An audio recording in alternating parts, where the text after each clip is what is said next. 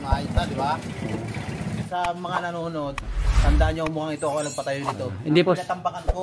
Tambakan ko to kasi gusto ko, alam mo naman ako, matulungin tao ako.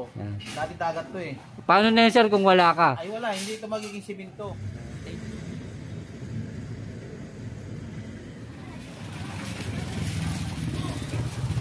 Natin, nawala na rin po.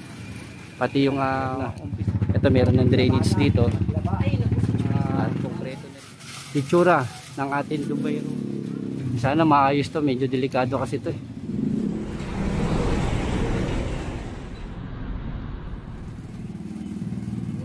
Makikita nyo to, talagang hindi mo madadaanan to, hindi rin kahit na